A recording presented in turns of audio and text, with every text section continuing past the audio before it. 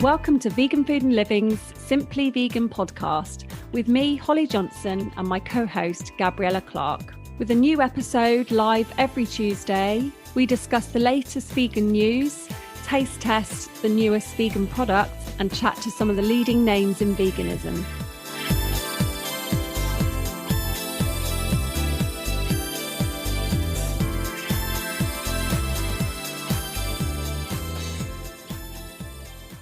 Hello and welcome to our first episode of No Meat May.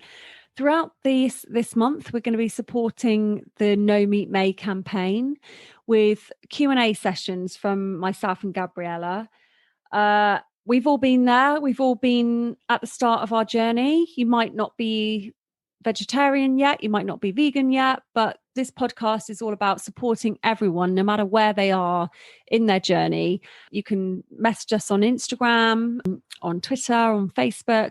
Let us know what you want to know from us so we can help you get the most out of No Meat May and get you started on your journey towards, dropping meat altogether, maybe giving up dairy, fish, eggs. So next week, I'll be speaking to Ryan Alexander, who's the co-founder of No Meat May. But this week, we thought we'd start off with our Q&A session. So our first question was from Christy Dassau-Reed. I hope I'm pronouncing that right, Christy. You actually had two questions. So the first one was about herbs and how they can be used for health and overall immunity. Obviously, we did a podcast where we spoke to Genia De Piero back in March. So do check out that podcast if you're interested in herbalism. You've also asked for some simple recipes using herbs, Christy. We're going to visit that next week. The other part of your question we're going to answer now, which is about tempeh. How to make it taste good. So you said it's high in protein. I'd love to know ways of cooking it where it's not so bitter. She also says, congratulations, Gabriella. So kind. Thank you so much. For any new listeners, that is congratulations on your pregnancy, which is, your first pregnancy, your first vegan pregnancy, and your first vegan baby. It is all rolled up into one. So, tempeh. Have you ever eaten it, Gabriella? And how do you cook it if you do? I have. So tempeh, it was really interesting to see this question come up actually, as tempeh is really something that I eat out of home. I've had it cooked phenomenally in restaurants and by kind of really quirky street food vendors and people who are being really experimental with vegan cooking. And every time I eat it, I love it. But I completely agree. It's a really tricky thing to get right at home. And if I was choosing to cook or buy tofu or tempeh, I always lean towards tofu just because kind of I feel it's a lot easier to cook with. How about you? So I've used tempeh quite a lot, and I did actually stop using it, similar to Christy. I did find it too bitter and the children didn't like it. Tempeh, for anyone who doesn't know, hasn't heard of it, it originated in Indonesia. It's less processed than tofu, although it's still made with soya beans. It's made with whole soya beans. And it's fermented, so it's fermented soy. So it's good for your gut, it's prebiotic, and it's high in calcium and iron. So it is a better choice than tofu, but it is maybe trickier to cook.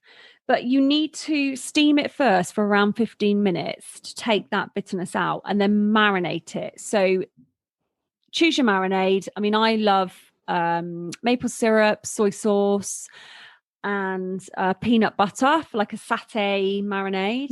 And so stick it in your sauce that you've made and place it in the fridge for at least 2 hours. But the longer you leave it, the more it will absorb the flavors. So ideally, maybe like leave it overnight. Tempeh really does take on the flavor of sauces and things. So a lot of people kind of crumble it into things like soups or stews and chilies and things like that. For anyone new to it, you can find it in Tesco now. It's next to the tofu in the plant-based section.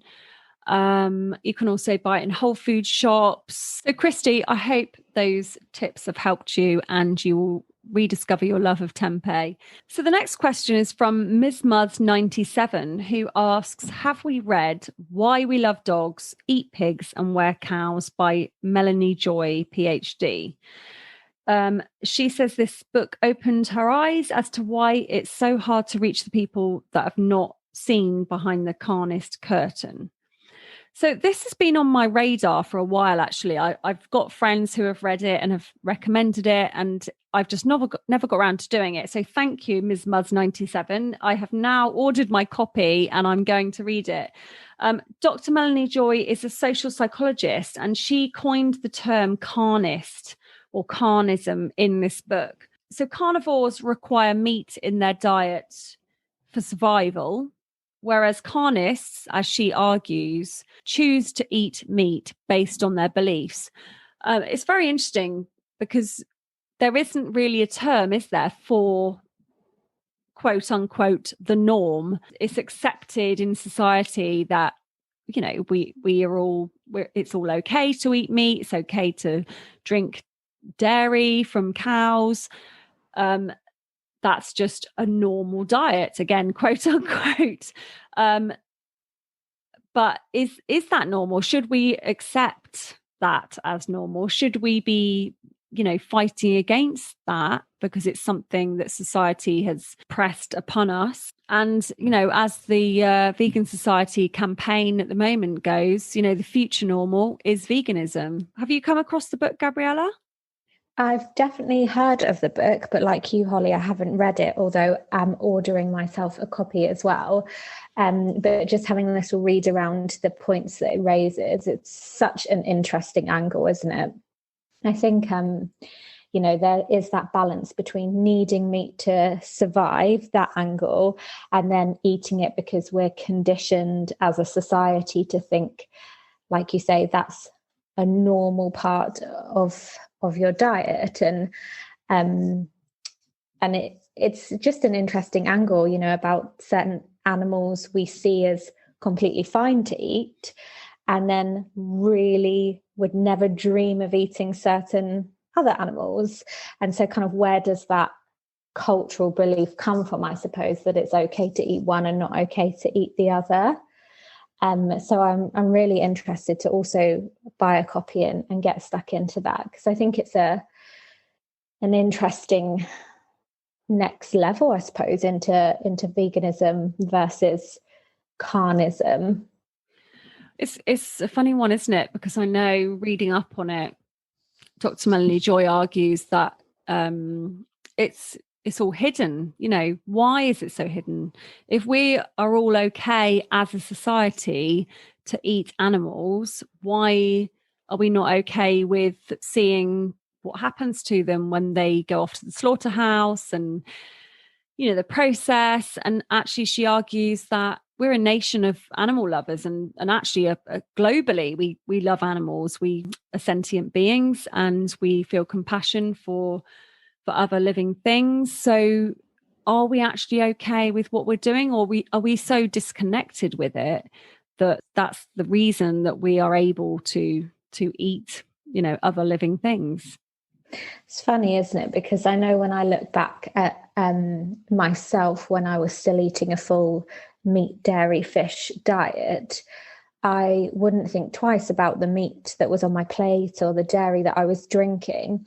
But say I saw images on social media of an animal being poached or kind of killed for something other than meat, it would be really shocking to me. And it's so funny how my thought process was so distorted between the meat that arrived on my plate and then the animals that I saw, that I was so shocked to see being slaughtered for other reasons.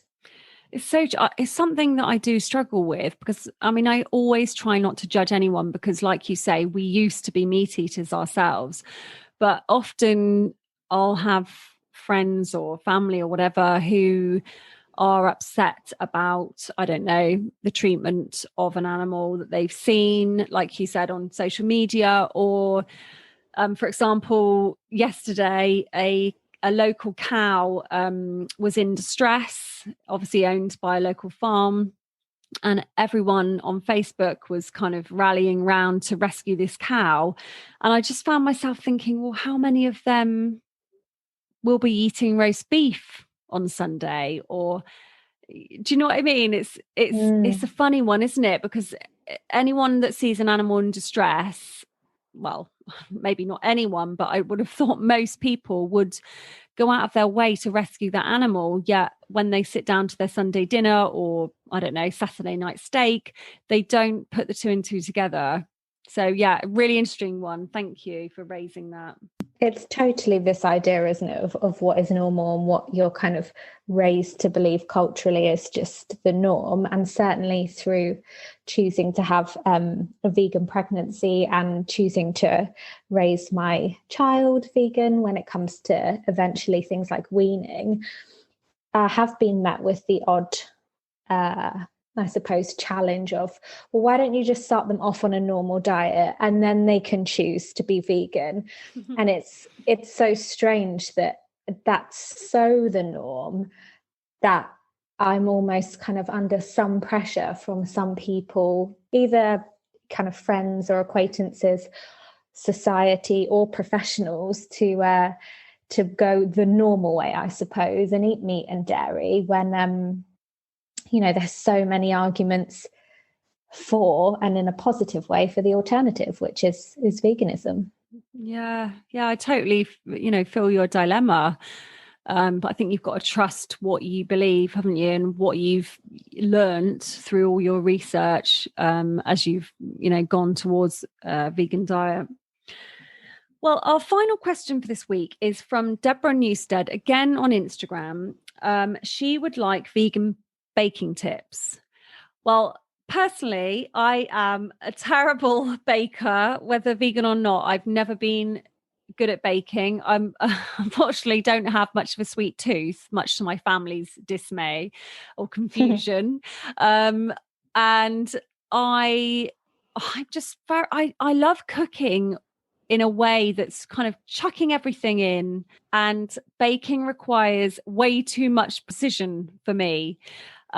However, when I have needed to create a vegan dish that's like a dessert for a dinner party or something like that, one of my favorite recipes is a salted caramel pecan pie by Nikki Webster from Rebel Recipes.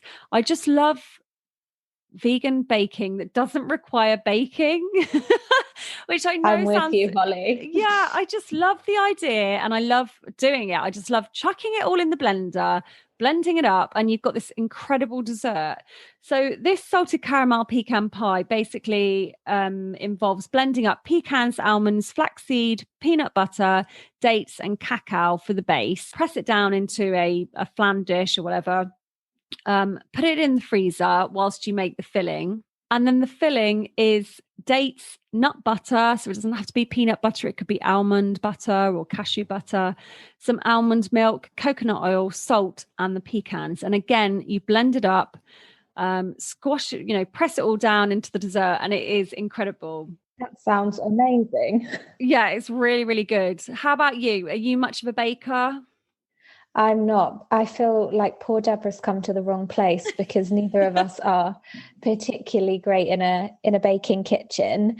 Certainly, like building on what you said, Holly, I think vegan baking lends really well to a lot of what I suppose are raw treats. So the idea that you don't have to bake them, and blending things like nuts and dates with nut butters and maple syrup and coconut oil is such an amazing ingredient to use as well. You can get kind of low effort baking with really high impact flavor and also still quite nutritious. I know not so nutritious if you eat the whole pecan pie, but you've still got lots of good ingredients in there as well. For me, a favorite recipe of mine, and it was something that came out at the start of lockdown, the first lockdown last year. One of my treats used to be, when I lived and worked in London, was the Pret vegan dark chocolate and almond cookie. And at the beginning of lockdown, when all their stores were closed, they started to release some recipes of some of their most popular treats, and they released the recipe to this chocolate cookie.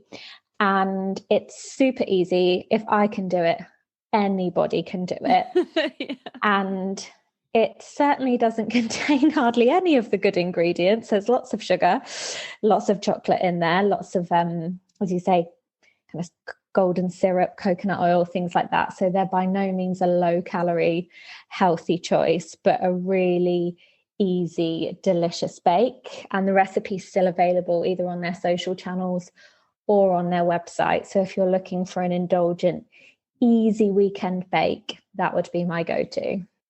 I mean, that's brilliant. I'll have to check that out. I feel like there are really two kind of sides to vegan baking, isn't there? There's the healthy side where you might use things like sweet potato or avocado as, the fat. And then you've got the more processed side of things where I do feel like a lot of vegan baking is quite high in sugar and fat, margarine type thing. So yeah, I mean, one tip is to always use room temperature ingredients. There's some really good tips over at the Vegan Society website. And One Green Planet is also really good. It talks about how to replace eggs in recipes. So for leavening purposes, mixing 2 tablespoons of water with 1 tablespoon of oil and 2 tablespoons of baking powder will add lightness to your recipes. If you only need to replace the egg whites, try adding a combination of 1 tablespoon of agar powder. And I think most supermarkets do this now, but you might have to go to a Whole Foods shop or get it online. With an equal amount of water that has been whipped, chilled, and then whipped again.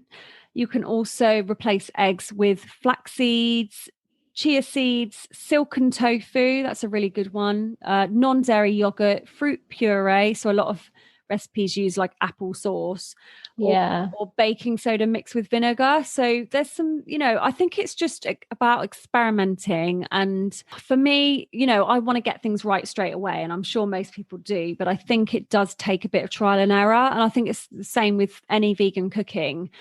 Give it time, read up, Google it, read some of the blogs, because there's so many tips out there. And it's just a different way of cooking, isn't it?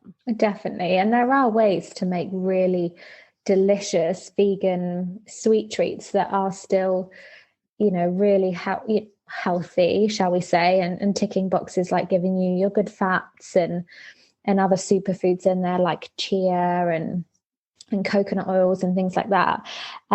It's just finding the balance. I know when when you're out in coffee shops, there's that real mix between raw, sweet vegan cooking that uses a lot of superfoods and then the super indulgent, high sugar, Oreo brownie style.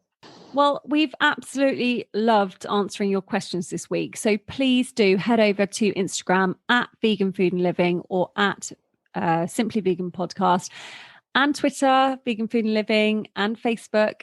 Or you can email me, Holly with a Y .Johnson at anthem.co.uk. We want to keep this going throughout No Meat May and support everybody who's on a journey towards maybe cutting down on meat, giving up meat, or even going fully vegan or plant-based. You're doing so well. You can do this. It's not always easy, but reach out. Ask questions, ask for help, find some like-minded people, find people that want to do the same as you, want to do it for their health, want to save the lives of animals, or they just want to cut down meat because, it's cutting down on greenhouse gases and helping the planet. So, drop us a line and let us know what you want to know. And thanks so much for sending your questions in, because, none of us, I certainly don't claim to be a professional vegan and still consider myself 3 years in to be early on in my journey. So to be kind of being introduced to new books or new angles or new questions is really, really insightful for me as well. So, really great to see such an array of questions coming in. Yeah, we're so lucky to record this podcast. I feel very blessed to be, on this journey with you, Gabriella, and all our listeners to, like you say, we're all learning. I mean, even if you've been vegan for 20 years, you're still learning, and that's just life, isn't it? Well, keep listening, because next I will be chatting to Simon Hill, who is the host of Plant Proof podcast. He has the silkiest voice you've ever heard. He's an Australian, and he's a nutritionist, a physiotherapist, and his new book, The Proof is in the Plants, is out today. Have a listen, and we'll see you next week.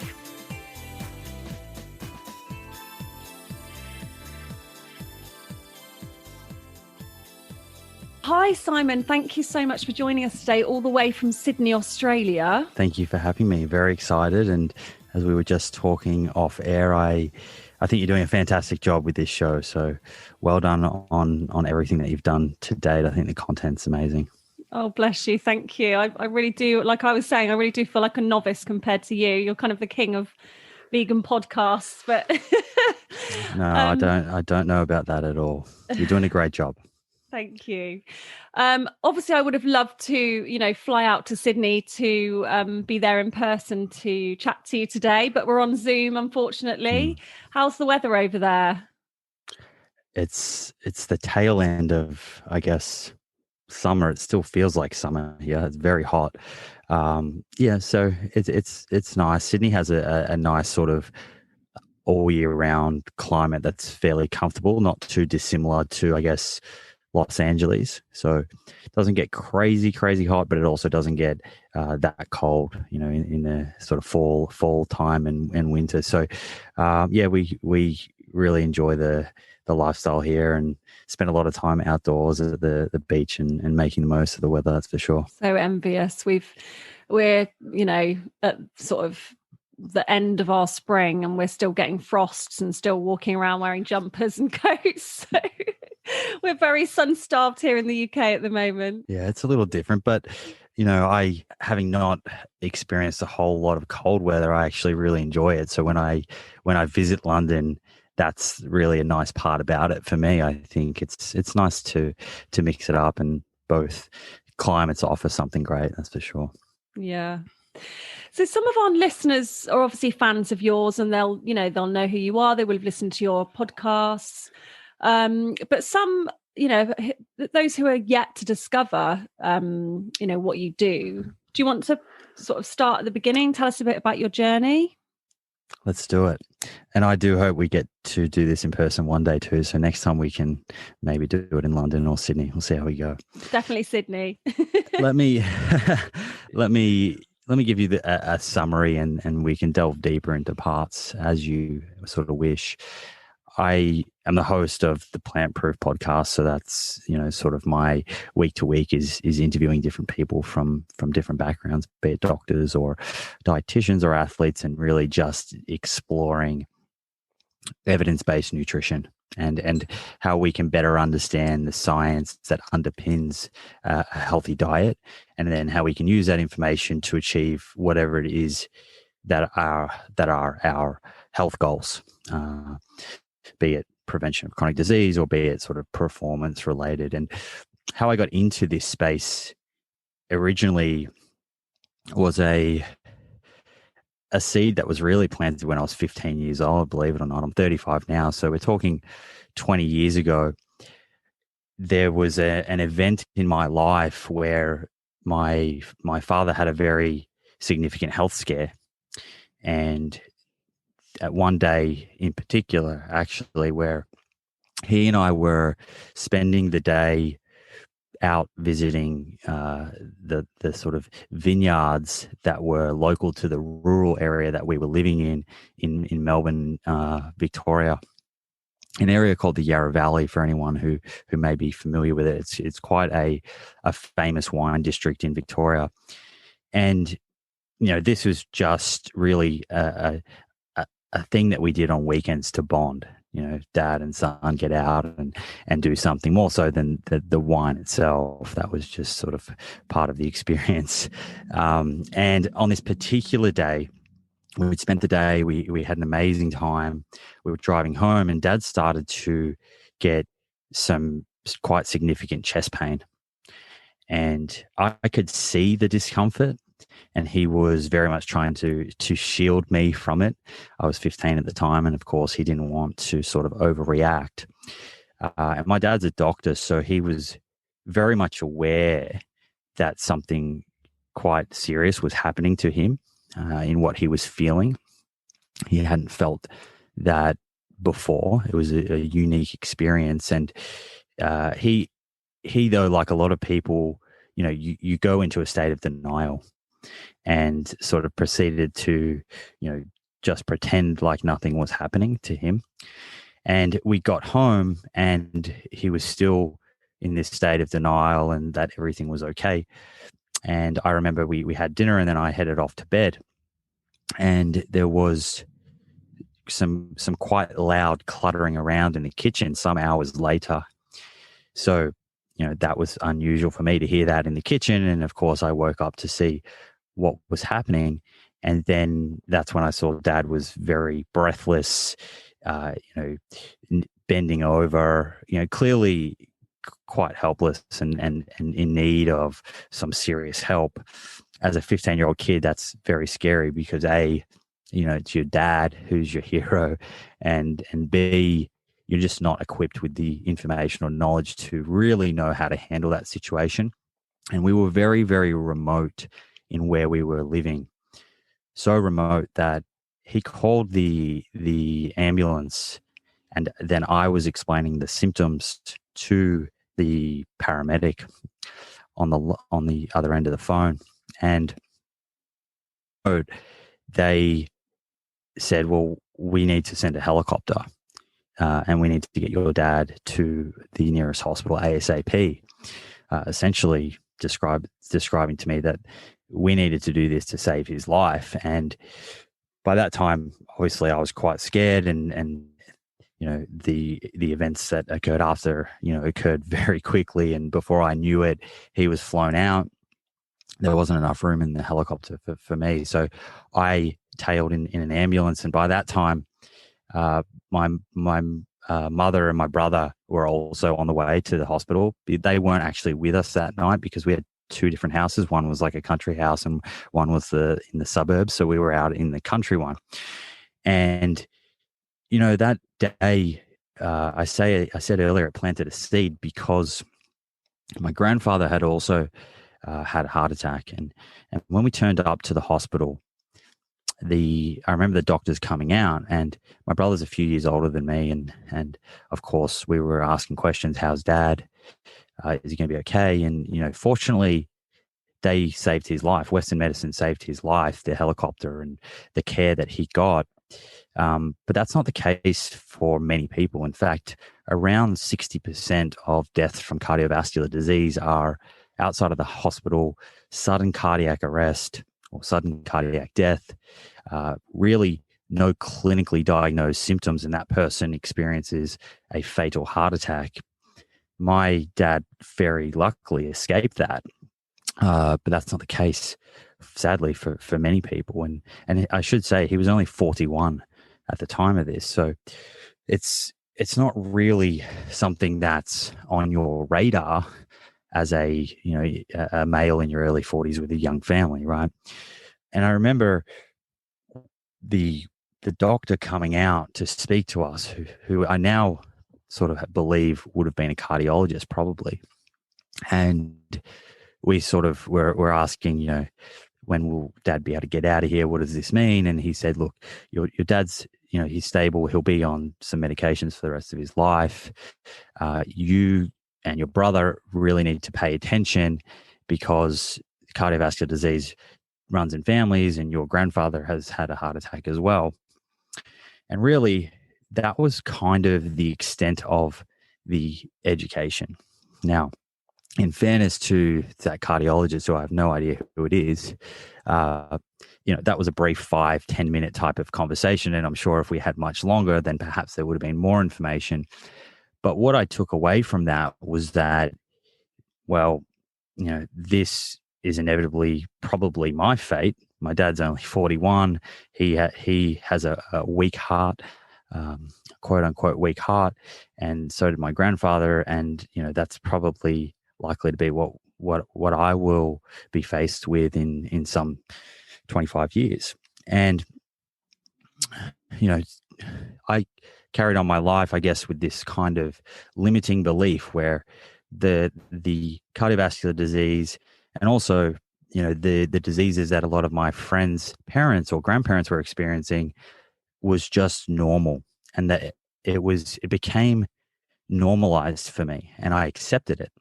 And really, that's not very empowering at all. And I went on and did a physiotherapy degree and went into to work as a sports physiotherapist with some professional athletes in Melbourne. And it was, at this time I realized that I really wasn't equipped with any information around diet and nutrition. And it wasn't my role at the club, but I realized there was a real lack of knowledge even in that environment at a professional level, which seemed quite odd to me. And everyone was just following the same sort of cookie cutter, very animal protein obsessed style diet. And it took almost by chance. My brother had, and he's not scientific by any way, sort of academic background. He's in marketing. He came across some information that he shared with me, and that information was quite literally just that he'd read that nutrition can play a huge role in preventing cardiovascular disease. And he put it in front of me and said, I want you to look at this. We've obviously been told we need to be careful with our heart. And, it was a very caring thing for him to want to share with his younger brother. And at the same time, quite funnily, he was coming up to visit me. And I was living in Sydney and he was living in Melbourne. And he called me up and he sort of, I could tell he needed to get something off his chest. And he said, look, Lauren, who's now my sister-in-law, his fiance at the time, he said, we're coming up. I just want to let you know we've sort of changed the way that we're eating and looking at food, just to give me the heads up, because they were coming into my house to stay with me and knew that I would probably be cooking for them and we'd be going out to restaurants. And my initial response was like, I'm a very open-minded type of person. So I said, cool. Well, when we go shopping, you can help me. I don't know what you guys are going to want to eat. At this stage, they had adopted a pescatarian diet. Right. Okay. Yeah. And I thought, you know what, it's great. They're looking into this, and I will support them if they're wanting to make those changes. But at that time, I hadn't gone through, the science. It was definitely on my radar from the initial information he'd shared to me, but I hadn't had the time to sort of digest it all. So I just said, look, we'll make it work. Anyway, a few days before he arrives, he calls up again and says, I just need to let you know that we're no longer eating fish. and and I said, well, where does that leave you? Like, what's left on the plate? Yeah. And that was where that kind of just shows where my mind was at. And I was like most people in society. I had the blinkers on, and I had accepted what was a normal diet, and I didn't ask any questions. And I said to him, well, that makes things a little bit harder for me, but okay, we'll still do the grocery shopping together. And how about you find the restaurants? Because I really didn't know where to begin. And to be completely frank, he came and we had a great week together hanging out. And what really gave me some motivation to actually jump into the science was that week I realized how good the food tasted.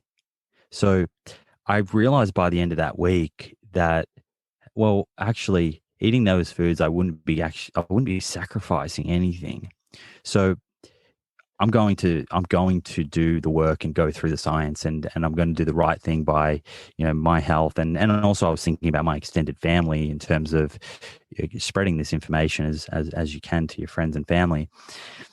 And I had all of the same fears that most people, and in particular males, have when it comes to removing these foods, chicken and beef and eggs, and even fish from your diet, and the concerns around performance and physique and strength, and all of those very, very valid and very common questions. I had all of them.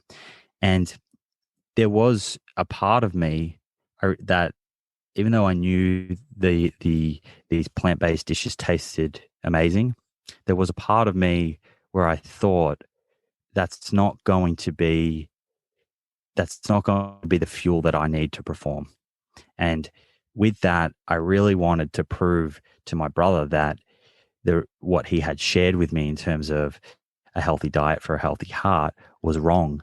And I wanted to show myself that eating lots of meat was healthy. So, being the younger brother, and there's typically that relationship where you quite often want to prove each other wrong. Yeah. I set out to go into the science, and if anything, to prove him wrong and keep those foods on my plate. But the more I was reading, the more I was learning that I had a few things backwards. I was very, very animal protein obsessed. I wasn't leaning a lot on ultra processed foods, which was great. That was something I really didn't need to address too much.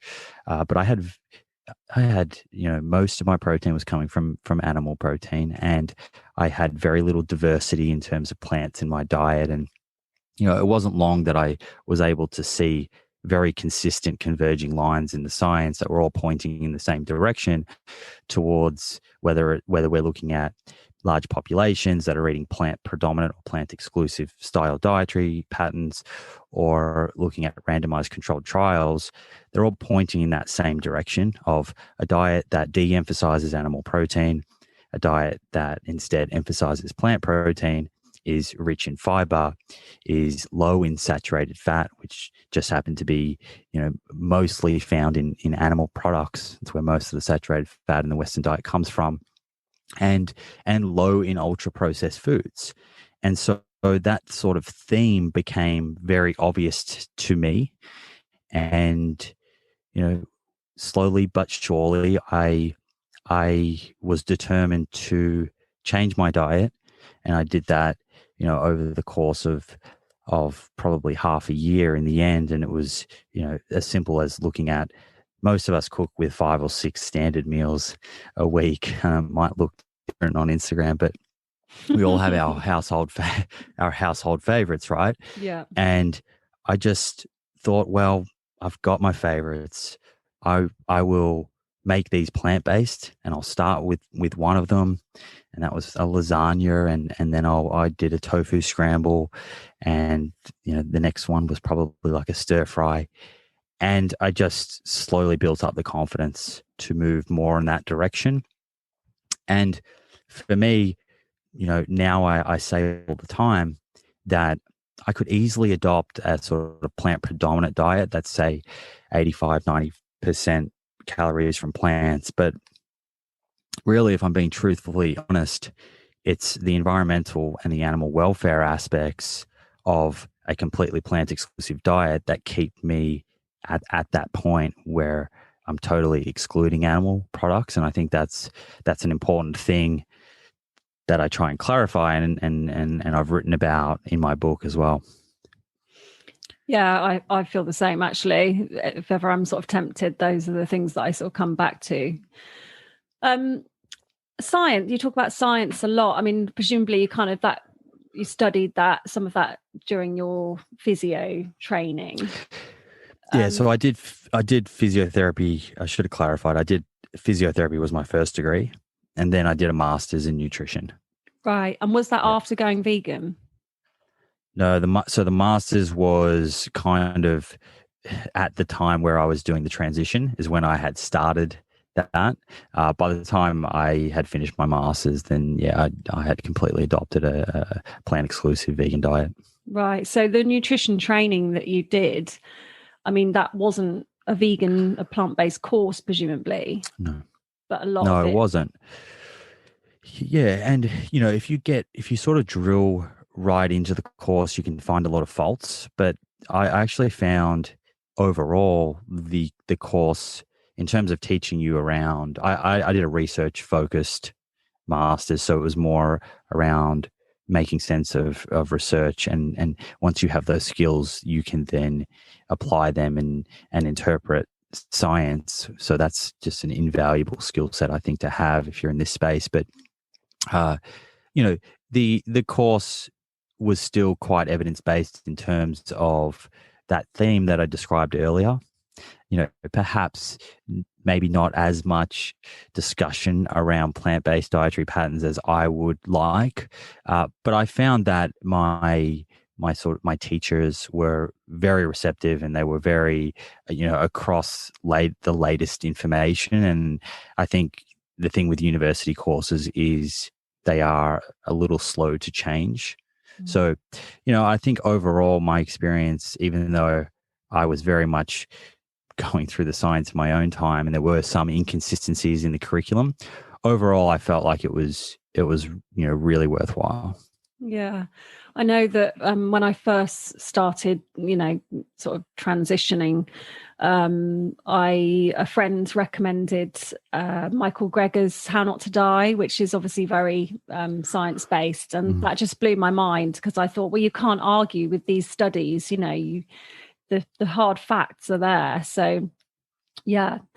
Let's talk about nutrition. So, I mean, what I love about nutrition is that, I know you mentioned this on your podcast, is it kind of puts the power of our own health in our own hands. But there's so much information out there, isn't there? How can we kind of cut through the crap, as it were, and not find it so overwhelming? It's a great question. I think, and in my book, I spend part one talking about confusion. Why it is that we're confused, because I think in order to navigate the current environment that we're all in and what we're exposed to, be it on social media or in the media itself, the mainstream media, or even in our grocery stores, we need to understand where the source of the confusion is coming from. And when we can see that, it's so much easier to navigate.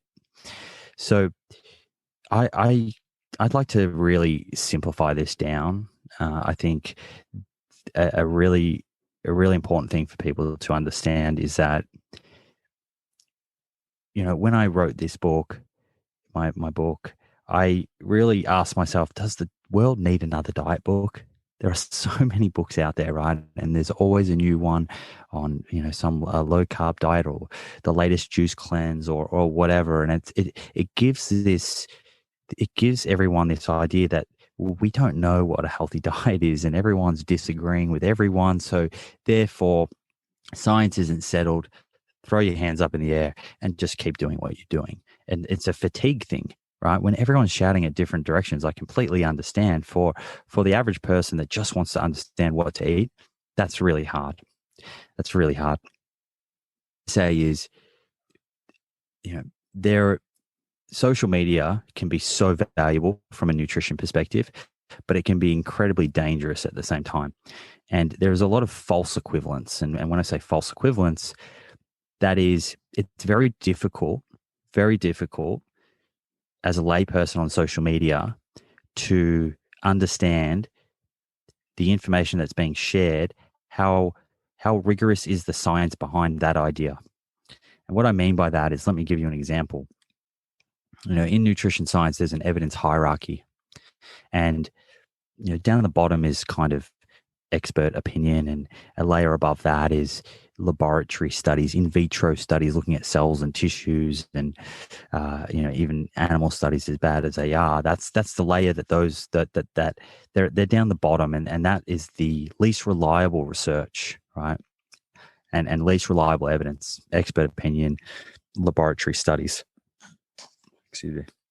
And then as you go up, you get to observational research where you're looking at large populations of people living in the real world. And, you can observe them and you can see the different health outcomes for different people who are eating different diets. And you can run statistical analyses to make sure that if you're comparing a vegan with an omnivore, you're only comparing a vegan with an omnivore who weighs the same amount, who does the same amount of exercise. And you can do that to try and tease out what is the independent effect of the diet. It's not perfect, but we can get a good idea. And when that becomes powerful is when population, from Japan and North America and Europe and Australia, all the results from all these different populations are all pointing in the same direction. And then the next layer above that is randomized controlled trials. And that's when we can really control things. They're much more expensive, but we can make sure that the only difference between two groups or more groups is the variable that we're looking at, be it diet. So everything else is exactly the same. So that's that next level of reliability. Now, what I was saying around information online, you can have someone who has tried a carnivore diet or a low carb ketogenic diet and personally has experienced amazing, they feel better, right? But that anecdote is very unreliable. And it's unreliable for a number of reasons. We have no idea what dietary changes they made. We don't know, compared to what, we don't know what diet they came from or what their circumstances are. And what happens online is often people become champions of a certain diet based on their personal experience with that. And I don't want to discount personal experience. It's important, but it's a false equivalence when that is then used to make public health recommendations that go against what higher levels of higher quality science is showing. And I think that becomes dangerous. And I think it becomes dangerous because in that case, in the low carb sort of ketogenic, very animal based or carnivore diet, if you feel better, there are a lot of things that can make you feel better in 6 months or in a year that it is not indicative of long-term health. And the chronic diseases that are plaguing our societies, the type 2 diabetes, the colorectal cancer, the heart attacks, the strokes, these have very long latency periods. They bubble away under the skin under the surface for a long time before you have that event like my father, or before you developed type 2 diabetes, or before you developed dementia. And so we need to be very careful about information that's shared online that is not evidence-based. Now, back to your initial question, how can the average person work that out?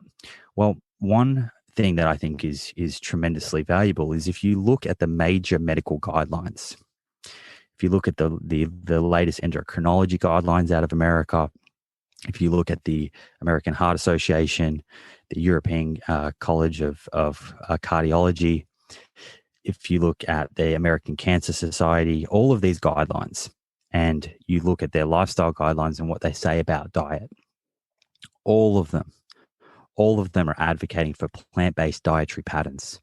They're all advocating for diets that are low in saturated fat, that are rich in unsaturated fats, that are rich in fiber, that are rich in plant protein, and that are low in ultra-processed foods. And they are all consistent and they're all formulated by a team, a committee of people who are experts, but they go through and review the science. So they have to go through and review all those levels that I just said in a very systematic process. And the neat thing is, all of those committees are made up of people who actually personally eat very different ways.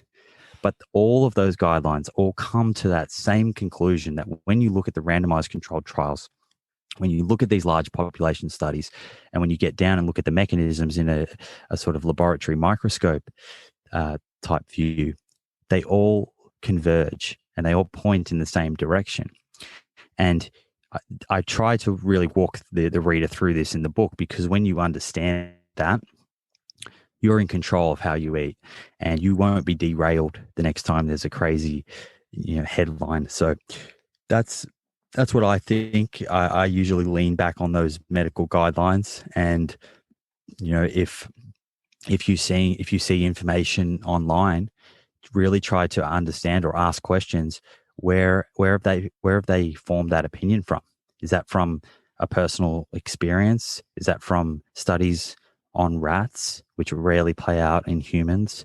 Is that really reliable research from a randomized controlled trial? It might be, but you really want to tease out, what is the level of evidence that they're using to make that decision. And I think, very quickly you can work out online who is truly evidence-based and is in line with those guidelines, and who is promoting something that is completely out of line with the medical guidelines. Such a good point.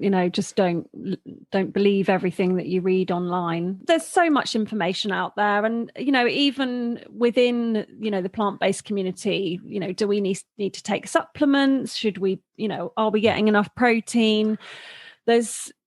It just can become so overwhelming, can't it? I know in episode 121 of your podcast, you talk about sort of being guided by how we feel ourselves. And I thought that was a really good point, because I know personally, if I wake up and have like a lemon water or a juice and don't eat until a bit later in the day, I will feel great. But if I wake up and have, say, a cup of red bush tea and avocado on sourdough toast, which isn't like, it's not like it's processed or some awful breakfast to have, but I won't feel as good. And obviously when I'm talking to friends and family, they kind of, I think sometimes they think I'm a bit crazy, because they're like, well, but that's healthy. You're being silly. But it is about how you feel. And I guess in that sense, it's almost a personal thing. Well, and you're speaking to personalized nutrition, and I think this is a really important point. So what I described earlier as the characteristics of a healthy diet, the being, that I reeled off all those things, and I won't reel it off again. But naturally, that is achieved when you eat a diet that is plant predominant or plant exclusive, right? And that gives us a theme, a set of sort of characteristics. And we understand that if you're eating in that fashion, there's going to be a lot of calories coming from fruits, vegetables, from whole grains, legumes, nuts, and seeds. For some people, that's where all their calories will come from. For others, there might be a small amount of animal protein still in the diet. Now, that's not to say that within that, you shouldn't listen to your body and adapt to a way of eating, adapt to a plant-based diet that works best for you. You absolutely should. And there are many things that we still don't understand around the microbiome, and there's definitely differences from person to person. Now, those differences it's highly unlikely. We do not believe that's going to change the overall theme. That theme that we understand, that's heart healthy, that is healthy for cognition and maintaining your cognitive health later into life, for reducing our risk of type 2 diabetes, for reducing our risk of various cancers, is very solid research that we have mountains of data for. But going forward 10, 20 years, we may have more science and tools that allow people to better identify what are little tweaks that they can make to have them feeling their best. So, for now, while we don't have amazing tools and tests to do that, the best way of doing it is, as you said, listen to your body. Absolutely. And if you know that doing something leaves you feeling better, as long as you're doing that within that overall theme and dietary pattern, then I think that's a great thing to play around with. So does your book, is the whole focus nutrition?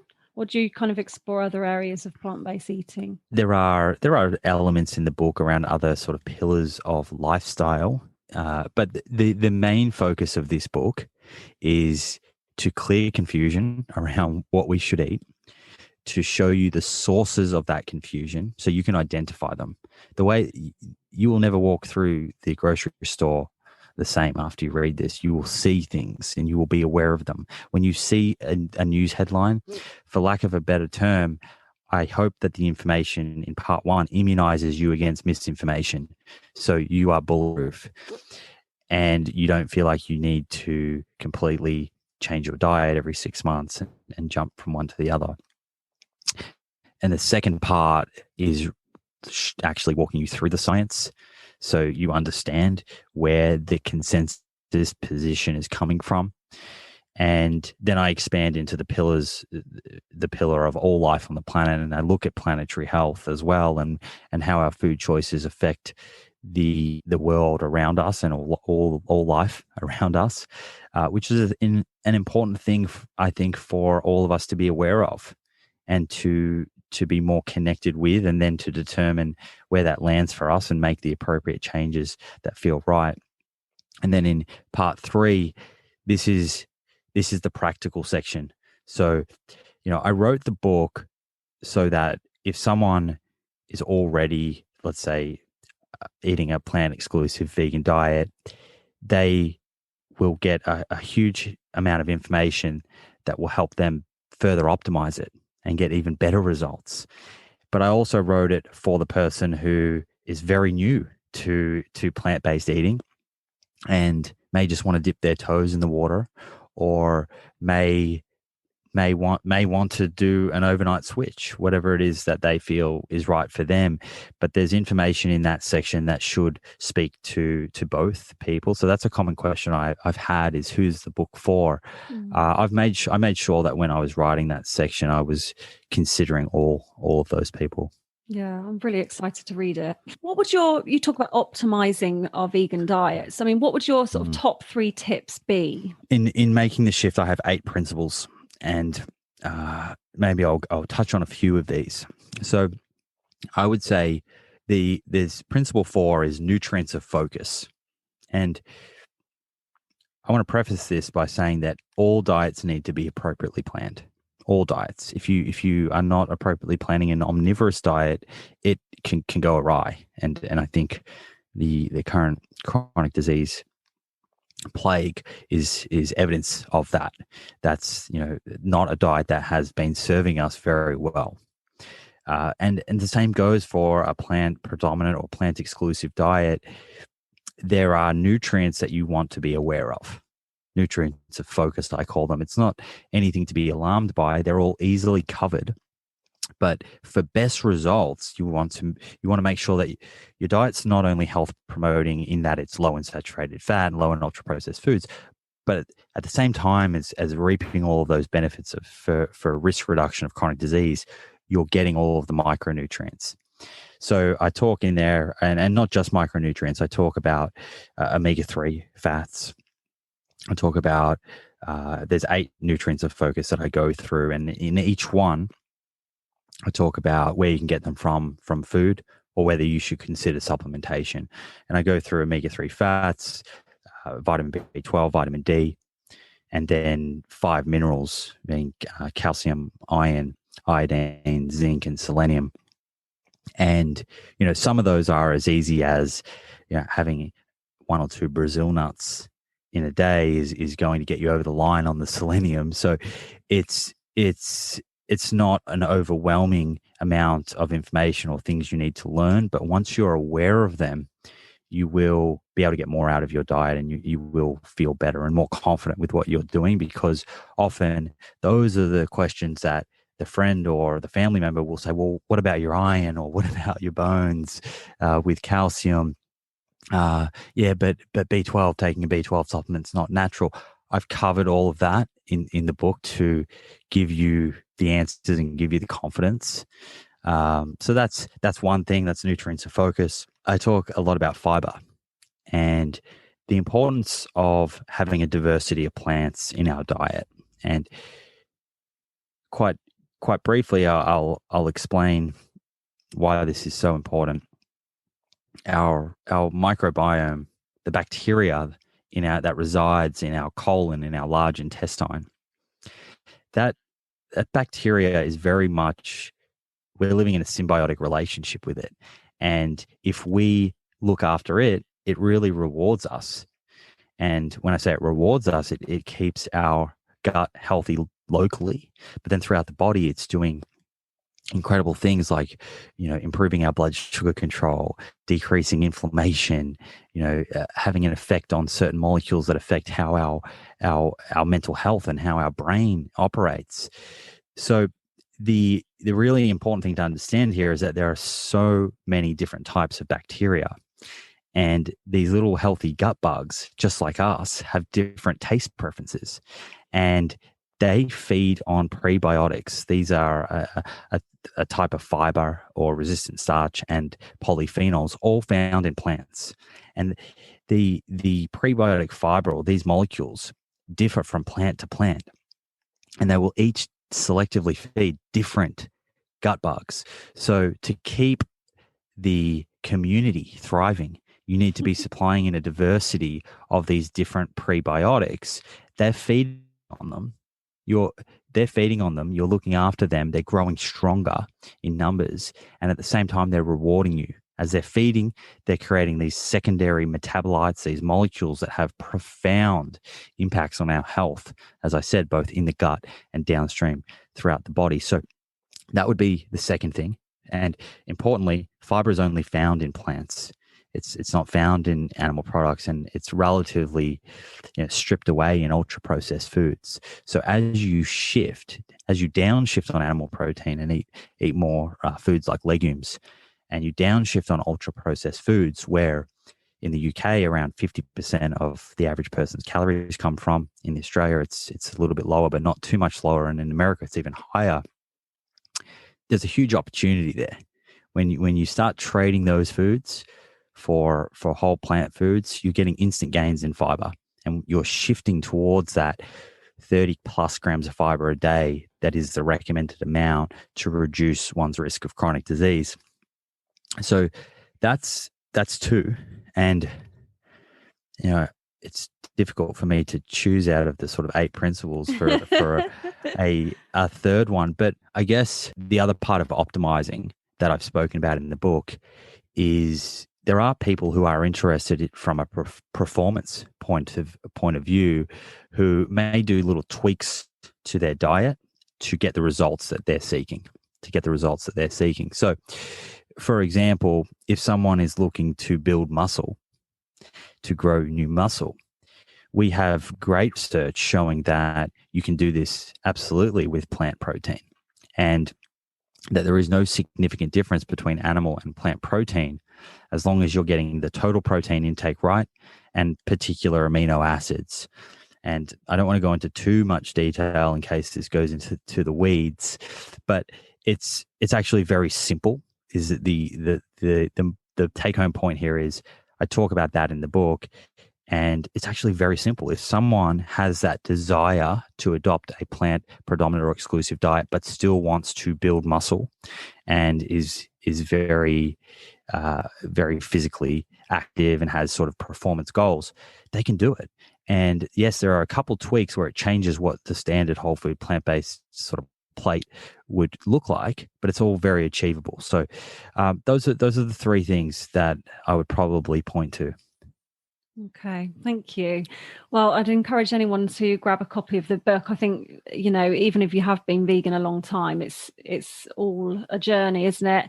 And like you say, you often get, quizzed or questioned. I know I still do by family and friends, but what about this and what about this new study? So, I'm really looking forward to reading that. So just to finish, who has been your podcast? I mean, you've been running it for a good few years now, haven't you?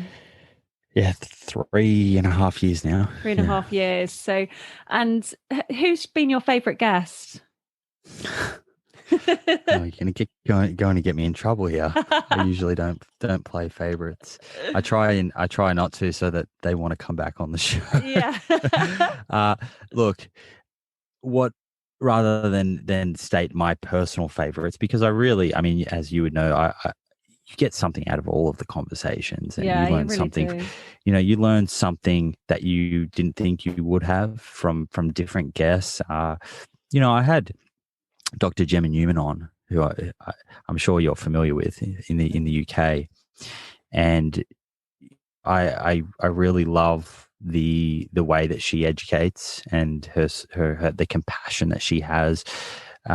So I think that was, that was a fantastic conversation, and we spoke about some interesting topics in there. I would say Dr. Will Bolsowitz, who actually kindly wrote the forward to my book. He and I have done, I think, 5 episodes so far, and really, some of his work in those episodes is a real masterclass of gut health, and really diving very deep into the microbiome, and things like irritable bowel syndrome, and looking at different gastroenterology type illnesses that he sees in his clinic, and where the science lies. So those two sort of jump out at me, but there's been some amazing guests. I've had Rich Roll on twice, and he's become a great friend of mine. So too many to select from, but I will say it's just I wouldn't call it a job, but it's just an incredible thing to be able to do, and it's opened so many doors by connecting with all of these really inspiring people. So I couldn't be more thrilled that I started it, because like everyone, when you want to start something new, your mind is telling you every reason not to do it. And the first week I started, I was very close to not starting at all. I thought, I'm going to be terrible at this. I'm going to be so bad. People are not going to want to listen to me. Fortunately, I've had some good guests, so that keeps people coming back, I think.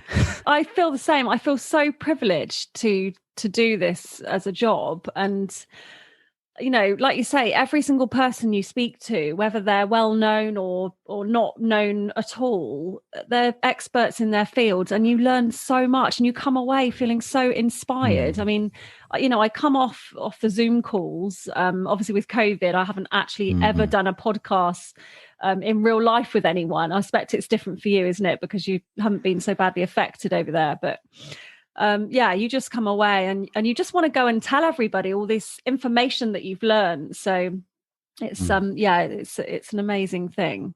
Just to finish, can I be really cheeky and ask you to give a shout out to a very good friend and a very inspirational woman in my life, and a lot of people's lives, actually.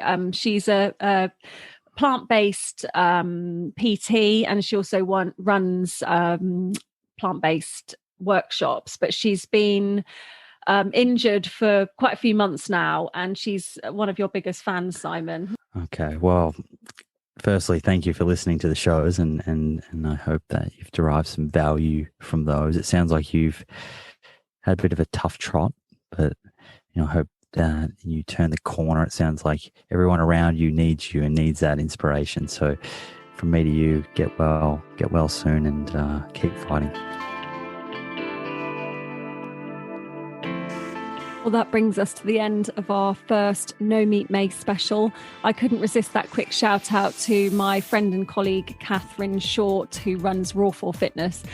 Go check her out. Thank you so much for listening this week. We hope to see you next week.